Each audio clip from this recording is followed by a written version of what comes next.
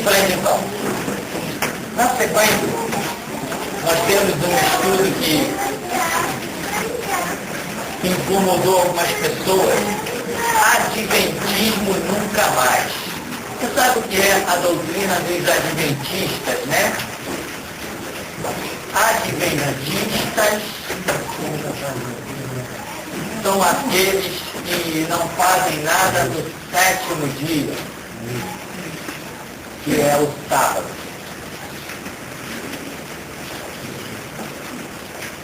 E um adventista disse para mim, se Jesus, quando ele leu o estudo, realizou, olha o que ele disse, se Jesus realizou essas obras no sábado, então Jesus também é um pecador. E o que é interessante é que ele usa assim, ó, ou seja, ele demonstrou que ele não conhece a Bíblia.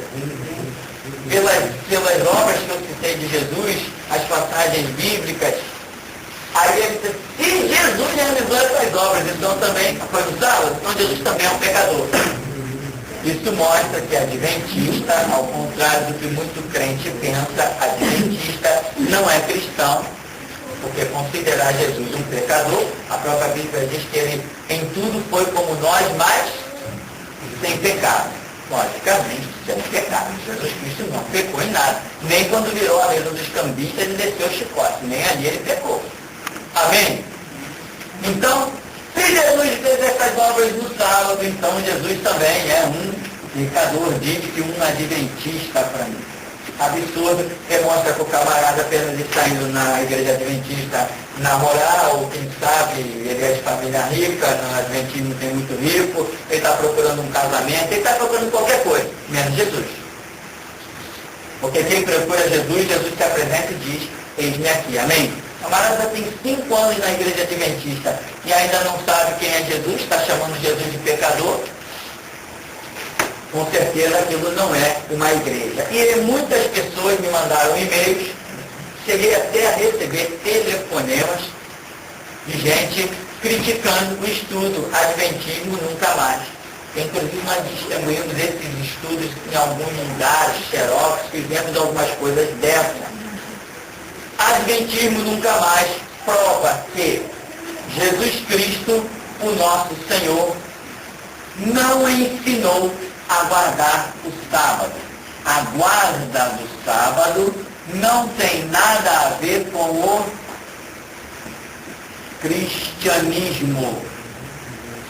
Se alguém diz ser cristão e guarda o sábado, não é cristão. Por quê? Porque Jesus Cristo não guardou o sábado. E aí, para confirmar isso, nós temos várias obras realizadas por Jesus que estão falando que ele as fez justamente no sábado. Tem os textos lá no final, onde Jesus está realizando obras o tempo todo no sábado. Inclusive, criticando pessoas, sendo criticado por muitas pessoas, e indo contra um conceito fortíssimo que existia na sociedade.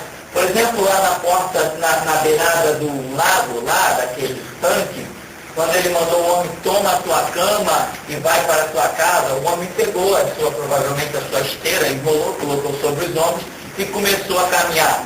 Alguém disse para ele, ei, o que você está fazendo? Hoje é sábado, não é lícito levar a tua cama. E ele disse, aquele que me curou disse, toma a tua cama e vai para a tua casa. E quem te curou? Aí depois descobriram que Jesus é o que tinha curado e tal. Essas coisas todas de Jesus operar no sábado nos dá a liberdade de não guardar o sábado. Porque se nós somos discípulos, um discípulo, diz a Bíblia, tem que ser igual ao seu mestre. Não é isso que Jesus mesmo ensina? Cabe ao discípulo ser igual ao seu mestre. Se ele ensina isso, então eu tenho que guardar o que ele manda guardar, renunciar o que ele manda renunciar, repudiar o que ele manda repudiar. Eu tenho que buscar a igualdade com o meu mestre, para que eu possa ser classificado como discípulo dele. Aqui diz então, só um pedacinho, Infelizmente tem que continuar a ser redundante, visto que as pessoas também o serão, quanto à falta de conhecimento, a qual os faz pereceram. Como diz Oséias, lamentável como as pessoas se dizem discípulos de Cristo, contudo, insistem em ter atitudes a respeito das quais ele jamais compartilhou. O que está acontecendo com este povo? Será que não leem a Bíblia? A Escritura revela em 1 João que aquele que diz estar com ele também deve andar como ele andou. E hoje as pessoas não estão andando como Jesus andou. E isso é sério. Se elas não estão andando como Jesus andou, elas vão criar heresias como os adventistas, elas vão estar excluídas do tempo da graça, elas vão estar vivendo muitos conceitos. E o que vai acontecer? A igreja vai estar se enfraquecendo. Hoje a igreja deveria ser uma expressão poderosa, capaz de influenciar em qualquer atitude, até dos governos que estão por aí. Quem sabe se a própria igreja não estaria governando o mundo realmente. Mas a queda da igreja, que é exclusivamente por falta de conhecimento, porque a operação de Deus não é sobre a ignorância, Deus só opera sobre as suas próprias regras, Deus tem as suas próprias condutas pautadas por si mesmo. Nós temos que nos enquadrar nas regras, mas se o nosso conhecimento é equivocado, a operação de Deus não existe. Deus trabalhará sempre nos levando ao conhecimento da verdade, mas não vai aceitar as nossas atitudes que não estejam fundamentadas nas suas regras. Isto aqui está fora de cogitação, não tem a mínima chance. Se eu quero ver Deus, eu tenho que ter a regra de Deus na minha vida. Se eu não andar na regra de Deus, não me interessa o que eu faça. Ele vai sempre me empurrar para a verdade, sempre tentar me empurrar para o conhecimento, para a sua regra. E enquanto eu não conseguir entender, me enquadrar, não tem operação de Deus. E muita gente por aí está completamente equivocada. Então, os adventistas, na verdade, esse nome deles vieram depois de muitas falsas profecias que eles criaram, e aí acabaram por fim com essa ideia de que no sábado ninguém faz nada. No sábado, o adventista, ele não faz comida, ele não acende uma lâmpada, mas ele tem uma empregada. Aí essa empregada faz a comida para ele. Essa empregada, no interruptor, acende a luz para ele. Então ele diz, eu não estou pecando, mas está induzindo e permitindo alguém dentro da sua casa pecar. Então ele é muito santo, né? Eu não peguei. Eu não vou matar ele. Como que ele aí mata ele para mim? Não foi eu que matei. Então a mesma coisa, ele está pagando uma empregada para cozinhar para ele. Ele é o santão. Mas ele está corrompendo alguém para pecar para ele. Então ele não é tão santo como ele pensa ser, né? Teve algumas pessoas do ministério que já trabalharam em casa de adventistas e é uma piada. É uma piada. Eles não fazem nada, mas quem tem condição financeira, paga os outros para fazer isso para ele. Não é mudar no meio? Se eu não posso cometer um pecado, eu posso pagar alguém para cometer para mim? Então não tem nada de cristianismo nisso. Adventismo não é igreja evangélica. Adventismo não vai entrar no então não quero. Então, meu irmão, esse negócio de adventismo é uma piada. E nós vamos ver na escritura sobre isso. A minha irmã é adventista. Ela disse para mim, já mudou. Podem trabalhar, não podem receber. Aí eu peguei outro dia, que já me falou com o céu, e liguei para o rapaz, ele foi, já veio para mim. Aí ele disse para mim que ele era adventista, irmão. Foi no sábado. Aí eu esperei, ele fez todo serviço, eu falei, irmão, mas eu sou religião não tem de trabalhar hoje. Você sabe como é que é, né? Então eu estou precisando, então eu preciso pegar Deus. Porque Deus bota uma regra, você tem que pegar e ele vai subir. Ele está devendo e tal, R$200 para ir para o tribunal, para não receber, não pode receber.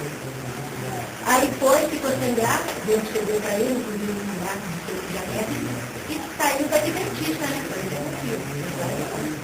Pode ter conseguido lá da igreja, mas não é não. Porque vocês falam que não pode receber, não pode trabalhar, você está em necessidade, devendo, se quiser fazendo da lei de Deus, para quê? Para seguir a necessidade? E levou para dizer errado, liguei, você foi lá para cá? Eu? Desonesto, viu? Aí ele falou, mas olha, estou feliz. O teu irmão veio da minha casa, que eu estou cuidando, não fez de graça, não, eu tinha pagado R$200, sabe?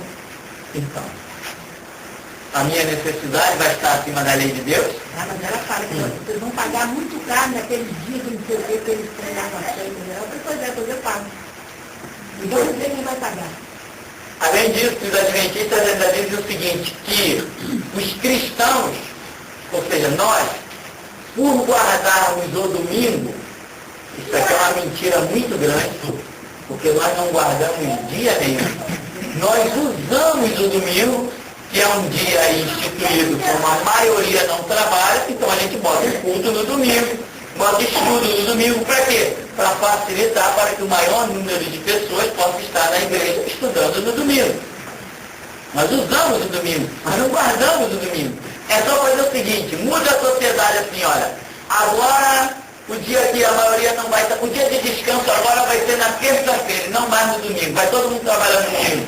Imediatamente, instantaneamente, eu mudo os cultos de domingo para terça. É instantâneo. Se sair essa lei, irmão, você já nem vem no domingo, já pode vir na terça. Porque é instantâneo. Eu vou sempre procurar ter as maiores atividades da igreja naquele dia que é chamado, considerado dia de descanso, onde a pessoa estará de folga e poderá vir à igreja. Nós não guardamos domingo, nem feriado. O cristianismo não tem data. Nem o nascimento de Jesus nós não sabemos que dia foi. Não guardamos data nenhuma. Não fazemos nem caso do nosso próprio aniversário. Então, nós não guardamos o domingo, mas os adventistas do sétimo dia dizem que por nós guardarmos o domingo, nós aceitaremos o número da besta. Posso dizer isso porque eu já estive com uma planilha, um baita de um manuscrito deles a respeito disso. Eles saíram pregando em postes, saíram pregando para tudo que foi canto, saíram colocando nas casas. E pelo jeito o preço caro, mas dinheiro não é problema para eles não. Porque os adventistas normalmente é gente muito rica que frequenta aquele lugar ali. Então, você vê como um abismo chama o outro. Começou o erro do sábado, já está acusando quem tem culto no domingo e agora já está dizendo que seguiremos o próprio anticristo com o número da besta, porque temos culto no domingo. A Bíblia diz, um abismo chama outro abismo, tudo por falta de estudo, conhecimento. Então aqui vamos dar uma passeada aqui de... A falta de estudo é tão extremamente acentuada que uma multidão incontável ainda não percebeu que uma regra bíblica deve passar de uma dispensação para outra. Será que não sabem o que é uma dispensação? Será que nunca leram Gálatas? Existem muitas dispensações, contudo podemos nos prender a três principais que são a lei, antes de Cristo, a graça, favor merecido no sacrifício de Cristo, e o milênio, reinado pessoal de Cristo. Primeiro, os sacrifícios e a autojustificação da lei não podem tomar parte da graça. Depois, muitos gêneros alimentícios da lei, da graça, não farão parte no milênio. Isto, logicamente, é uma pequenina diferença dentre uma multidão de fatos apenas para provar que existem diferenças nos tempos em que Deus trata com a humanidade. Por isso temos chamado a Bíblia de Antigo Testamento, ou Aliança, e Novo Testamento, ou Aliança. E o próprio Jesus, quando celebra a Páscoa, disse, este é o Novo Testamento do meu sangue. Ora, se é novo, significa que o Antigo, com suas regras, tornou-se obsoleto. O que nós queremos frisar aqui nesse parágrafo? É o que falta entendimento para as pessoas. Isso praticamente resume aqui o nosso estudo. Como eu coloquei aí, por exemplo, hoje estamos no tempo da graça.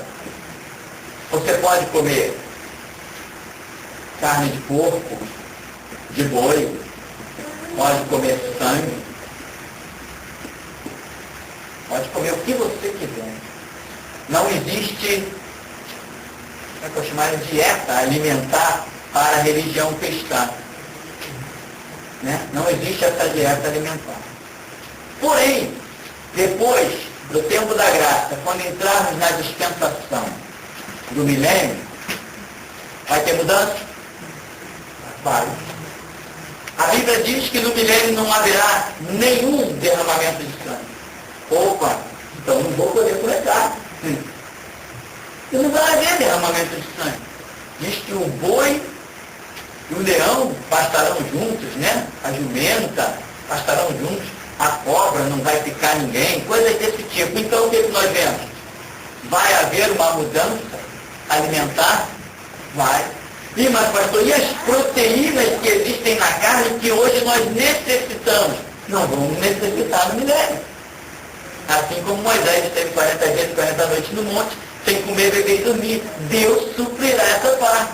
Antes de Deus dizer assim, ora, primo com prima não pode casar, irmão com irmã não pode casar. Antes de Deus dizer isso, eles casavam e não nascia nenhum com defeito. Depois que Deus disse que não poderia, complicou.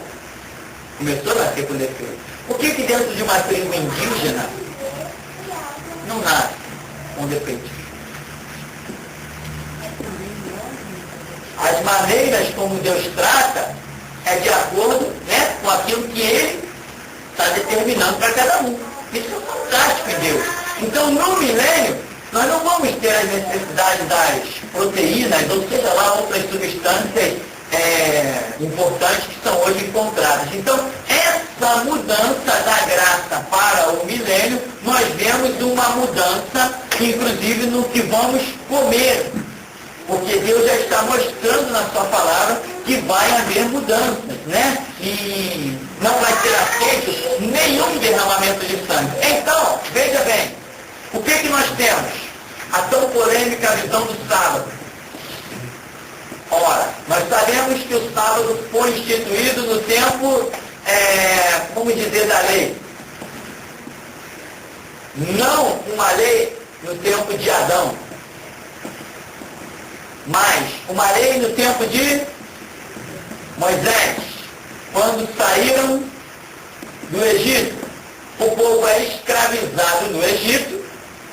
Quando o povo sai do Egito, que está no deserto com Moisés, Moisés recebe de Deus a direção que eles teriam um dia de descanso. E esse um dia de descanso era chamado sábado, traduzindo, né? Era o tal sábado, um dia de descanso. O povo até se assustou com isso. Imagina uma pessoa acostumada a ser escrava, de repente tem um dia de descanso, diferente de tudo que existia na época. Esse dia de descanso, a Bíblia é muito clara, não sei se eu anotei, devo ter anotado as referências aí, sim, anotei. Esse dia de descanso dado para o povo judeu, ele é muito claro que esse sábado era exclusivamente para a nação judaica. Deus não está tratando esse sábado para os gentios, aqueles que não faziam parte da cultura judaica. A coisa é específica à nação judaica. E até mesmo Jesus, quando vem trazendo o Evangelho, sabendo que o Evangelho não vai ficar restrito dentro da nação de Israel, que o objetivo seria ir por todo mundo e pregar o Evangelho, Jesus já começa a mostrar a quebra do sábado, porque a própria lei já está sendo destituída para ser implantado o tempo da graça. Então, Jesus já começa a trabalhar de tal ponto que ele começa a desbancar a questão do sábado. O que nós temos que observar? Quando uma ordem ou uma lei, ou seja lá o que for que Deus tenha instituído em uma época, nós temos que olhar para a pessoa de Jesus Cristo e ver se esta ordem vem e bate aqui e morre, ou se esta ordem vem e ultrapassa. Temos que olhar a pessoa do Senhor Jesus e ver o que ele ensinou sobre aquela questão. Por exemplo, o sábado, que não podia se fazer nada, nós vemos Jesus fazendo e permitindo os seus discípulos fazerem. Lembra da passagem? Olha, porque os seus discípulos colhem espiga no sábado? Vocês não leram quando Davi entrou no templo, tal, etc, etc. E Jesus mostra que ele não só trabalha no sábado, mas permite os seus discípulos trabalharem no sábado. E ele diz, o Filho do Homem, até o sábado é Senhor. Então, o que eu pego o sábado e jogo ele na pessoa do Senhor Jesus.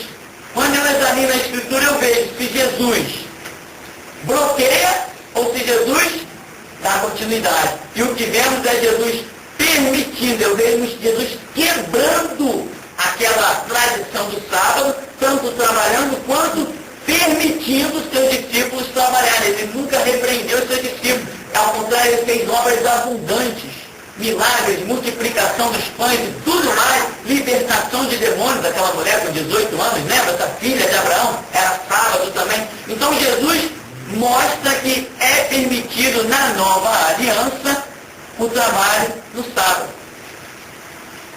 Muita gente diz assim, não, mas está escrito lá no Antigo Testamento isso, aquilo, aquilo outro. Sim, mas nós não vivemos mais por Antigo Testamento, nós vivemos por Novo Testamento na pessoa do Senhor Jesus. Por exemplo, alguém já me perguntou assim, não, mas e o dízimo? O dízimo é do Antigo Testamento. As igrejas que recebem dízimo hoje estão todas erradas. São de mercenários, são de ladrões, são de hipócritas, são disso, são daquilo. Mas a gente não conhece a Bíblia. Porque nós vemos o dízimo no Antigo Testamento. Se nós jogarmos ele na cruz de Cristo, nós vamos ver que Jesus olha para uma viúva e a exalta por ter dado do seu próprio sustento. Ao passo que ele poderia simplesmente dizer assim, ô minha velhinha, não precisa dar isso não, estou vendo aí que você está dando do seu próprio sustento, precisa não, o templo já é rico, está vendo? Tem ouro no templo, tem prata no templo, os sacerdotes já vivem muito bem, a nação toda está ofertando, você não precisa, não, você precisa também, ela deu e deu sustento, bem-aventurada é ela. Eu tenho que jogar na pessoa de Cristo a situação, ver o que Cristo ensinou sobre aquilo, ver o que ele viveu sobre aquilo, ver o que ele permitiu sobre aquilo, para saber se aquilo vai adiante. Então hoje nós sabemos que o dízimo atinge o Novo Testamento, ele continua como regra para a igreja. Não é só essa passagem, tem, né? Paulo recebia a oferta de tudo que era a igreja. Depois fizeram arrecadações de umas ofertas, de umas igrejas para ajudar outras. E um monte de questão. Então a coisa ficou instituída dessa maneira. Eu jogo na pessoa de Cristo e vejo se ela vai adiante ou se ela morreu ali. Então o sábado, eu já joguei, já vi que ele não sobrevive, ele não subsiste. Ele não vai adiante a guarda de sábado. Mas outras coisas, qualquer outra coisa que eu tiver dúvida, se do Antigo Testamento deve passar para o Novo, eu tenho que trazê-la para a cruz de Cristo. Depois de examinar na vida de Cristo aquelas coisas, eu saberei se elas vão adiante ou se elas ficam perdidas no Antigo Testamento, ou se tomam cumprimento da pessoa do Senhor Jesus e não vai adiante. Bem, onde eu parei? Aqui, é imprescindível saber que cada dispensação tem suas próprias regras, e isto é fato indiscutível. Não se pode ser cristão guardando o ritual judaico. Os rituais judaicos são para os judaizantes. Daqui a pouco vai aparecer alguma igreja tentando querer celebrar a Páscoa. Quando eu escrevi isso aqui, ainda não tinha a igreja celebrando a Páscoa. Agora já tem. Meu estudo ficou atrasado, né? Deus. Conforme o mês em questão, para daí então poder participar da ceia. Haja mercenarismo maldito, haja escravidão de um povo sem entendimento. Bem, todos esses rituais judaicos foram por muito tempo a grande luta do apóstolo Paulo, que chegou a ponto de dizer que se vos deixar circuncidar, não tendes parte com Deus, da graça tendes caído. Ele também escreve em Gálatas dizendo que se a justiça provém da lei, segue-se que Cristo morreu à toa. A razão pela qual me detenho a escrever este artigo é em virtude de tantos absurdos estarem sendo defendidos por uma turma que se chama adventista, cujas pessoas demonstram meu carinho e respeito, mas quanto às suas doutrinas, quero deixar explícito a minha mais profunda aversão. Estes até então irmãos nunca perceberam que a guarda do sábado é específico para Israel, para os descendentes de Jacó, a quem o Senhor Jesus trocou o nome.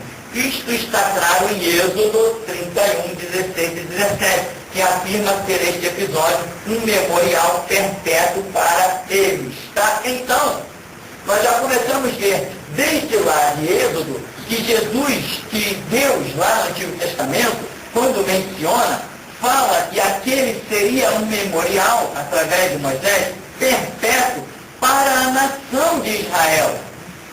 Então, a nação de Israel estaria aguardando o sábado em todo o tempo, até a segunda ordem. Perpétuo seria até que a dispensação mudasse. E a dispensação mudou. Só que eles permaneceram andando na lei e não na graça. Então, hoje tem judeu, acho que tem, né? Judeu que guarda sábado. O judeu está celebrando a Páscoa, normalmente, porque é um ritual memorial de libertação da nação de Israel. Até aí não tem nada errado. Mesmo o judeu se tornando um cristão, não tem nada errado em que ele celebre a Páscoa. O que está errado é nós, cristãos que não somos judeus, celebrarmos Páscoa. Isso está errado. Mas um judeu cristão celebrar Páscoa não tem nada de errado. Errado somos nós celebrarmos, mas eles não. Outro fator que é muito lógico é o que revela que cristãos são os discípulos de Cristo. E um discípulo é aquele que anda consoante as palavras e ações de seu mestre. Ou seja, se sou discípulo de Cristo, devo andar e agir conforme ele me tenha dado o exemplo.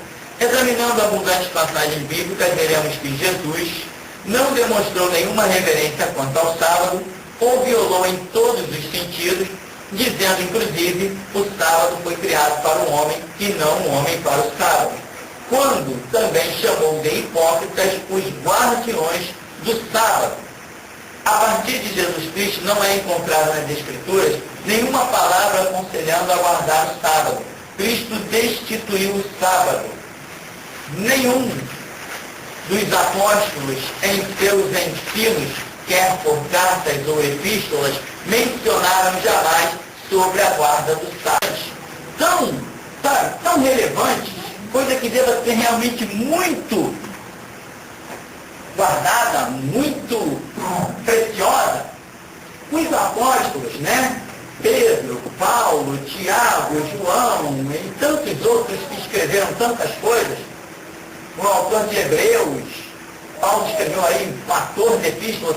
Por que Paulo, se ele via isso tão importante, ele teve uma caminhada muito específica, era o chamado dele para os gentios, por que ele não mencionou absolutamente nada sobre o sábado? Ele não falou nada.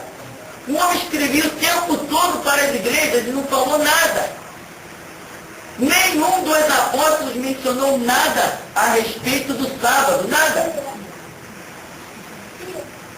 Isso nos dá a entender que eles não consideravam o sábado tão importante para as igrejas. Ou pelo menos não consideravam nenhuma importância para as igrejas. Então, o sábado, nenhum dos apóstolos, inclusive Paulo, não toca em assunto de sábado, não se prende à questão de sábado. Ao contrário, como eu mencionei aqui, Gálatas. O livro de Gálatas, você deve observar, que é realmente Paulo, o próprio Paulo que escreve, ele faz um racha da lei para a graça. Ele mostra que todo e qualquer ritual da lei não pode ultrapassar a cruz de Cristo e invadir o tempo da graça. O próprio Paulo escreve isso quando ele escreve ali em Gálatas. Gálatas é para mim uma parede que não deixa nenhum ritual de nenhum conceito religioso adentrar ao cristianismo. O cristianismo é ele mesmo, ele tem a sua própria essência, a sua própria autoexistência. Então, gente, para finalizarmos o assunto, basta dizer que o discípulo deve andar conforme seu mestre, sendo assim, bastará a simples leitura dos versos que se seguem para qualquer indivíduo que não queira abrir mão da loucura da guarda do sábado estar em rebeldia diante da palavra. Nós cristãos não temos dias especiais. Todos os nossos dias devem ser para louvor e glória do nome do Senhor. Aí você vê o texto de Mateus, Lucas, João, eu digo, contra fatos não há argumento. E essas muitas passagens bíblicas mostram justamente Jesus Cristo, como sempre, trabalhando, curando, libertando, permitindo seus discípulos tudo a trabalharem no sábado e realizarem as suas obras. Em nenhum momento vemos repreensão de Jesus a respeito do sábado. Amém? Portanto, nós cristãos não guardamos dia nenhum, muito menos o sábado. Pastor, é verdade que o Adventista produziu o espírito da Batista e da Assembleia de Deus? Aí vem essa... Sim. Semelhante aos testemunhos de Jeová, que tiveram aquela história, expulso daqui, expulso de lá, expulso não sei mais aonde, até se formar na torre de vigia, os adventistas também, como camarada que foi expulso de um monte de lugar por causa das suas ideologias loucas, das suas teologias singulares, particulares. Ele foi expulso de uma, foi expulso de outra, foi expulso de outra. Aonde ele chegava, ele tentava implantar a ideia dele e ninguém aceitava. Até que ele resolveu fundar a igreja adventista lá, que no começo não era bem adventista, era outras coisas, mas tirou isso aí, por causa das ideias loucas de sábado. Imagina, Jesus Cristo morre na cruz para me guardar um dia da semana. Tem que ter uma mente, tem que ter uma mente muito pequenininha. Ele se baseia no que Deus falou como lei, né, para guardar o sábado. E como Jesus falou que ele não veio para destruir a lei, né, para cumprir, entendeu? Sim. Mas é uma justificativa falsa, porque justamente se Jesus não veio destruir a lei, mas cumprir, ele cumpriu. Então as exigências da lei são cumpridas. A lei não tem direito a me exigir mais nada. Eu não ando segundo a lei. Eu fui liberto da própria maldição da lei. É isso que diz a Bíblia, pelo sangue de Jesus Cristo. Então, pela lei, não existe exigência na minha vida. Eu ando na graça. Meu Senhor Jesus cumpriu o que a lei exigia de mim para que eu ande na graça que Ele me concede. Foi o estudo que nós tivemos anteriormente, o tempo da graça. A lei não me exige mais nada, ela não tem direito. Eu não ando segundo a lei. A lei para a minha vida está completamente abolida. Por quê? Porque o sangue de Jesus Cristo me purifica de todo pecado. Ele é o sacrifício, o Cordeiro de Deus, que tira o pecado do mundo. Então, encerramos aí. Apenas para a conclusão final, diz, né? Não temos dias especiais. Todos os nossos dias devem ser para o louvor e glória do nome do Senhor.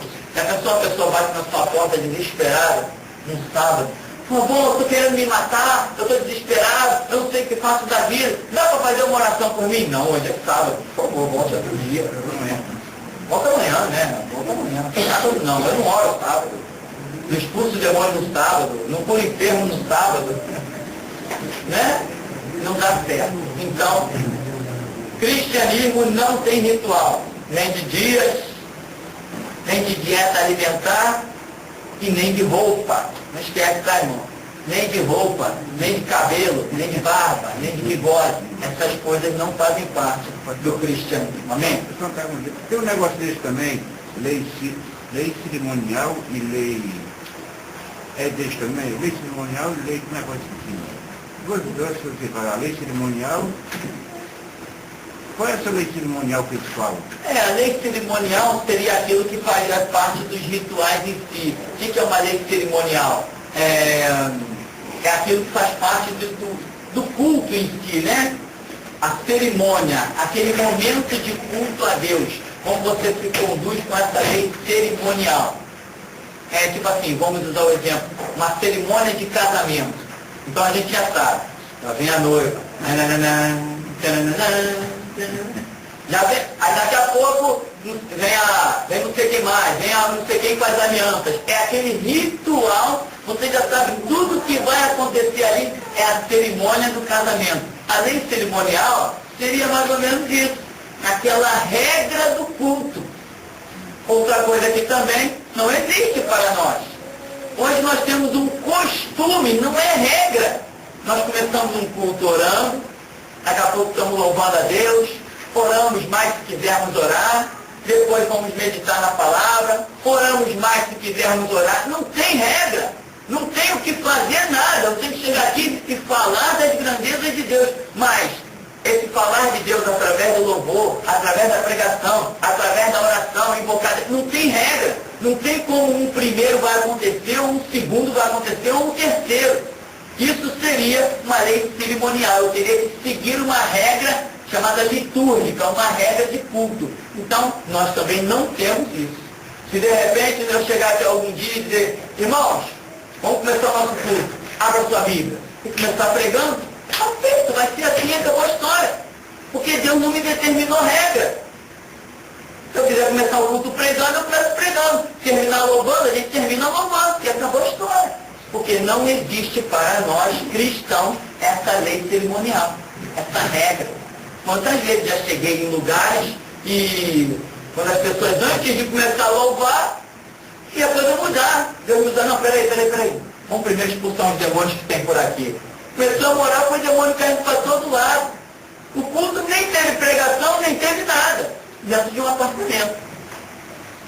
Então estava todo mundo preparado, vamos louvar a Deus. Eu falei, não vamos louvar não. Vamos primeiro expulsar os demônios. Depois a gente louva. Então não existe regra. Amém? Isso é o chamado lei cerimonial. São as regras que aconteceriam dentro do culto em si, né? Amém? Vamos ficar por aqui em nome de Jesus?